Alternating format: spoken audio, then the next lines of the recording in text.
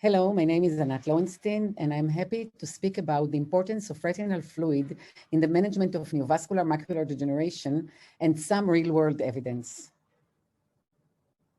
These are my financial disclosures. During the talk, I will talk about the detection and importance of retinal fluid in macular degeneration, its impact. I'll give some data on the variability in central subfield thickness. I will correlate fluid presence and central subfield thickness. I will show some real-world data, mainly from the UK, and I will talk to you a little bit about the future, about fluid quantification by home OCT. Let's start with retinal fluid and its detection in macular degeneration. I do not need to tell this audience that macular degeneration is characterized by fluid accumulation in the retina. We all know that the presence of fluid damages the retinal structure and its function, and that therefore fluid accumulation is a major concern in progression of neovascular macular degeneration. Luckily, in the recent 15 years, we have a solution for that fluid. We know that anti-VEGF agents inhibit the formation of blood vessels and stabilize retinal morphology, have revolutionized the management of neovascular AMD by being able to control the existence of intra and subretinal fluid, to correct the displacement of photoreceptors, and to combat the accumulation of fluid in all retinal layers. We know that retinal fluid is a sign of disease activity in macular degeneration. In the CAT trial, one of the pivotal trials regarding the management of neovascular macular degeneration, it was clear how important fluid is. Most of the eyes had fluid involving the foveal center as diagnosed by OCT, and a third of the eyes actually had fluid in all compartments, sub and intraretinal fluid, as well as sub-RPE fluid. Following the pivotal trials that looked at various parameters for the management and treatment and retreatment criteria, the Pronto trial was the first trial that showed excellent PRN, excellent results following the management of AMD with the PRN regimen, which was based on the existence of fluid. We know that in OCT, we can see a retina that is fluid-free, and the patient that, like here, that has fluid subretinally, intraretinally, and in the subpigment epithelium compartment. And we know that fluid is really important in the management of the disease. It's obvious by various parameters. First of all, when you look at all the guidelines from all the important societies, be it the EURetina, the Royal College of Ophthalmologists, or in the United States, the American Academy of Ophthalmology, OCT, showing the existence, the appearance and disappearance and reappearance of fluid, is the main factor that determines the need to treat or retreat the patients. So basically, all guidelines recommend that treatment decisions are based around the presence of fluid. Now, there are different types of fluid. There's fluid under the retina, which is subretinal fluid, under the pigment epithelium, which is sub-RPE fluid, and there is fluid that is inside the retina. Probably all the fluid comes from the subretinal compartment where the choroidal neovascularization comes from. But the fluid that is within the retina and results from the fluid that started subretinally causes neurosensory functional deficiency, likely associated with cystic degeneration of the retina and subsequent vision loss. So when we look at this sequence of events, all the compartments that have fluid are important for the final visual acuity of our patients. So I showed you the guidelines from the societies that say that fluid is the parameter on which we base our retreatment decisions. Similarly, in all pivotal trials that you can see here, doesn't matter which was the drug, even doesn't matter exactly what is the stage of the disease and what is the regimen of treatment, be it PRN, monthly, treat and extend, monthly and treat and extend. In all of these studies, over a large span of many years, fluid is the main retreatment criteria. And it was any fluid, any subretinal fluid or increasing intraretinal fluid, all types of fluid in different studies, but fluid is the most important parameter to determine the need for retreatment. Let's look at some examples. When we look at the PR trial was not a very good trial because patients were treated on a 3-monthly intervals. However, it did teach us a few things about the importance of fluid, because absence of disease activity at months 5 and 8 was associated with a better visual acuity outcome at months 12 and at months 24.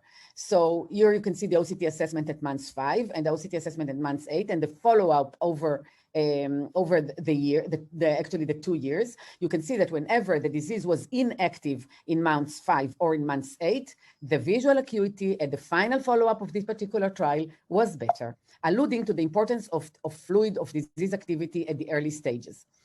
In the Sailor and Harbor, which are studies, more advanced studies that looked at the PRN regimen, then it was obvious that the detection of retinal fluid on OCT was very important in the final visual acuity outcome.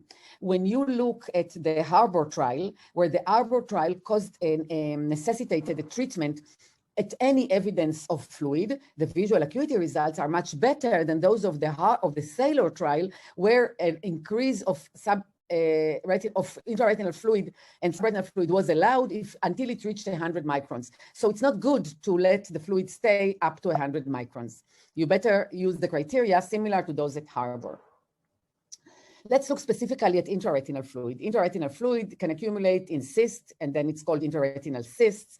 It is known that this is definitely associated with the bad final visual acuity outcome, and probably also during the management, residual or new intraretinal fluid or cysts are bad for the final visual acuity outcome. When we look at subretinal fluid, then there is a small debate. In some studies, the presence of subretinal fluid at baseline and residual subretinal fluid was actually not so bad for the patients. It was associated with better or stable visual acuity outcome. In contrast, other data suggested that no, this is not correct. Also, subretinal fluid is important to stabilize and try to lower it in patients with neovascular macular degeneration. So I want to emphasize here that in all the studies in which subretinal fluid was tolerated, the patients were continuing follow-up in a very meticulous manner. And I totally believe that if you allow some fluid to remain, you still need to follow up the patient in order to achieve the good visual acuity results. Regarding subpigment epithelial fluid, this has been studied in a much smaller number of trials. It is in the red, dark red blots here.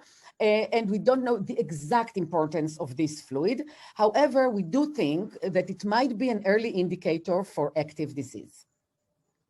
We have some new data from new studies looking not only at the retinal thickness, but also at the fluctuation in retinal thickness. Already in the Cat and Ivan trials, which are not new trials, investigation into the association between fluctuation in central subfield thickness and visual function in eyes with AMD showed that it didn't even matter what was the treatment, what drug it was and what regimen it was. The less fluctuation you had, the better the final visual acuity. When in these trials, patients were categorized into 4 quartiles, which show with or without fluctuations in central subfield thickness, and it was obvious that the higher the fluctuation, the worse the visual acuity. Also in the recent Hock and Harrier trial, patients were divided similarly to 4 quartiles, looking at central subfield thickness analysis regarding variability. And here you can see the increasing central subfield variability from less than 27 microns to more than 68 microns, showing in a pooled treatment and study data, agnostic of the treatment, that the higher the variability, more than 68 microns, the worse the visual acuity. So it seems to be important to keep the retina stable, not to have large variability in the amount of fluid. There is a correlation of the fluid presence with central subfield thickness variability. And as you can see here, also with pooled treatment, that patients with less central subfield thickness variability had fewer visits in which they had fluid. It kind of makes sense. It's almost logical. If there is a lot of variability, then there are more visits where patients do have fluid. So this is from the pivotal trials, but we also have some very important real-world data from the UK, mainly from Usha Chakravarti and her colleagues. And in the United Kingdom, because there is an excellent electronic medical record data, they were able to study the OCT markers of lesion activity, fluid, and changes in visual acuity. And here, as you can see in these plots, you can see that there is a positive correlation between the absence of fluid and visual gain. So as the number of visits with intraretinal fluid or absent increases, so there are less visits with intraretinal fluid, and same, by the way, with subretinal fluid, the better the final visual acuity is. So it is important to have more visits with less fluid. Usha Chakravarty and her colleagues looked at OCT markers of lesion activity, and they saw that there are key drivers for retreatment decisions. The presence of retinal fluid, sub or intraretinal fluid, was at least fourfold more likely to be present at an injection visit compared to non-injection visit. This, of course, also makes a lot of sense. And it's something that evolved even in the United Kingdom nowadays. The main trigger for treatment is the existence of fluid. Also, they were able to show that the proportion of injection visits increased with the number of markers present. So it was important if the patient had just subretinal fluid, both subretinal fluid and intraretinal fluid, or fluid in all compartments, and of course, also visual acuity parameters, very important. If we're talking about looking into fluid, I want to introduce to you our new concept of following up the fluid dynamics with our investigational home OCT system. And here you can see the technology, you can see the patient with the commercial form of the technology. It looks at the 10 degrees, at the central 10 degrees, provides B scans that are automatically transmitted to a cloud and analyzed by the artificial intelligence-based Notal OCT analyzer. So the process flow of the Notal OCT analyzer is shown on this slide. The OCT outputs, the B scans, are analyzed by artificial intelligence to show segmentations, fluid volume quantification, and B scan ranking to provide a fluid status report showing a fluid status map and a graph of fluid volume in nanoliters, very small amount of fluid. And we were able to see that our technology agrees, the artificial analysis agrees with human graders in a very high percentage of more than 93%. Also, when you look at the retinal fluid present by human graders, it was in 94% or more in agreement with the Notal analyzer. So anyway, you look at it, there is a very good correlation. Here you can see a human grader versus NOAA segmentation of intraretinal fluid on a B-scan level, resulting in a fluid thickness map. Here you can see a human grader versus NOAA segmentation, resulting in a fluid thickness map regarding subretinal fluid. Very, very important data.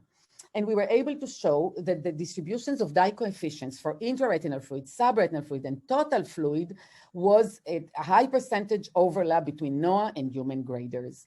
Also, the total fluid volume quantification in nanoliter shows a nearly diagonal trend line showing very good correlation. I would like to show you a few cases. Here you can see longitudinal home OCT monitor of intra and subretinal fluid in a patient undergoing anti-VEGF therapy. You can see here the therapy and the complete resolution of the fluid on a temporal manner. Here you can see a patient that had fluid for a long time, was treated here. It's interesting to see that it waited 3 times and then the fluid volume came down. And you can see in this report how the fluid starts to accumulate following the therapy. You can see it on the graph and on the map. Sometimes there is fluid that we are not sure that is active or not. So for example, these cysts are actually co-localized over an atrophic area. So you can see that basically nothing happens to them over time. And it also can help to understand if the lesions are active or not. Here you can see an 85-year-old male with recurrent fluid in both eyes. So this is how the right eye is presented. So you can see that there is an accumulation of fluid, treatment, decrease in fluid. In the other eye, the fluid did not decrease that fast. It took it 6 weeks. There was still fluid here that accumulated before the 6 weeks time that she came for follow-up. So had we have the home OCT and we would have looked at the fluid, we would have needed to treat this patient earlier. So just to show that this cumulative fluid volume represented by the area under the fluid volume curve between office visits can differ significantly for eyes that present with similar amounts of fluid at the time of the visit. So I just showed here that our AI-based algorithm performed nicely in automatically segmented and measuring the fluid on a day-to-day basis.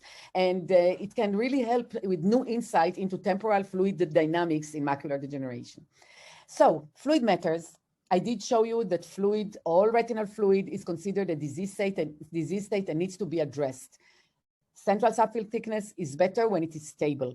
It is associated with sustainable fluid-free retina and the better visual acuity outcome, as has been shown in the pivotal trials and in the real-world data. And finally, I just show you the ability for fluid dynamics quantification by a home OCT as an adjunct to the management of our AMD patients. I would like to thank you for your attention, and I'm looking forward for the discussion.